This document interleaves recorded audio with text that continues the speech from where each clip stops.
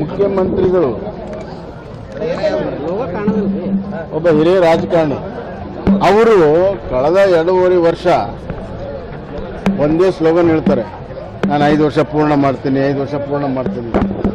ಅವ್ರು ಎಷ್ಟು ಸತಿ 5 ವರ್ಷ ಪೂರ್ಣ ಮಾಡ್ತೀನಿ ಅಂತಾರೆ ಅಷ್ಟು ಜನರಿಗೆ ಸಂಶಯ ಬರ್ತದೆ. ಅವರು ಹೇಳೋ ಅವಶ್ಯಕತೆ ಇಲ್ಲ ಡೈಲಿ. ಮತ್ತೆ ಇನ್ನೊಂದು ಮಾತನ್ನು ಅವರು ಮೊನ್ನೆ ದಿಲ್ಲಿಯಲ್ಲಿ ಹೇಳಿದ್ದಾರೆ, ಈ ಒಪ್ಪಂದ ಆಗಿಲ್ಲ ಅನ್ನುವಂಥ ಮಾತನ್ನು ಹೇಳಿದ್ದಾರೆ. ಈ ಒಪ್ಪಂದ ಆಗಿತ್ತೋ ಇಲ್ಲೋ ಅನ್ನೋದು ನಮಗೆ ಗೊತ್ತಿಲ್ಲ. ಯಾರಾದರೂ ಅದನ್ನು ಈ ಒಂದು ಡಿಬೇಟ್ಗೆ ಅಂತಿಮ ಒಂದು ಫುಲ್ ಪಾಯಿಂಟ್ ಹಾಕಬೇಕಾದ್ರೆ ಹೈಕಮಾಂಡ್ ಯಾಕೆ ಸುಮ್ಮನಿದ್ದಾರೆ? ಹೈಕಮಾಂಡ್ ಅಂದರೆ ಸುರ್ಜೇವಾಲಾ ಹೈಕಮಾಂಡ್ ಅಲ್ಲ. ರಾಹುಲ್ ಗಾಂಧಿಯವರು ಅಥವಾ ಖರ್ಗೆ ಅವರು ಯಾವುದೂ ಒಪ್ಪಂದ ಆಗಿಲ್ಲ, ಅವ್ರು 5 ವರ್ಷ ಇರ್ತಾರೆ ಅಂದರೆ ಇಲ್ಲಿ ಮುಗಿದು ಹೋಗ್ತದೆ. ಅವ್ರು ಹೇಳ್ತಾ ಇಲ್ಲ, ನಾನೇ ಮುಂದುವರಿತೀನಿ ಅಂತ ಇವರೇ ಹೇಳ್ತಾರೆ. ಇದೇನು ಹೊಸದೇನು ಹೇಳಿಲ್ಲ ಅವರು. ಇಲ್ಲಿ ಬೆಂಗಳೂರಾಗೇನು ಹೇಳಿದ್ರು ಅಲ್ಲಿ ಹೋಗಿ ಹೇಳಿದ್ದಾರೆ ಅಷ್ಟೇ. ಇದರಿಂದ ಈ ಕಾಂಗ್ರೆಸ್ಸಿನ ಆಂತರಿಕ ಸಮಸ್ಯೆ ಬಗೆಹರಿತಿದೆ ಅಂತ ನನಗೇನು ಅನಿಸೋದಿಲ್ಲ. ಇದು ಹಿಂಗೇ ಇರ್ತದೆ.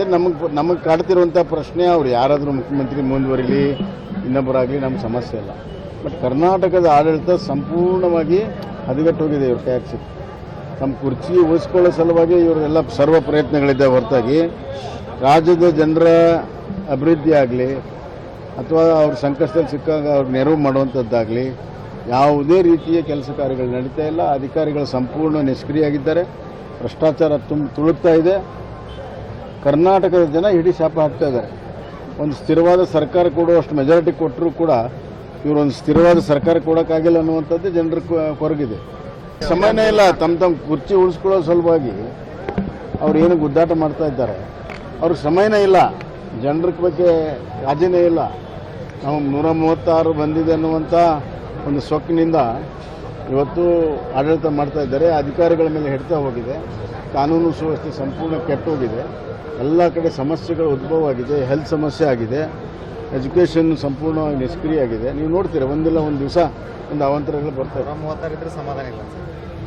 136 ಆರಿಸಿ ಬಂದು ಅವ್ರ ಸ್ಥಿತಿ 36 ಆಗಿದೆ.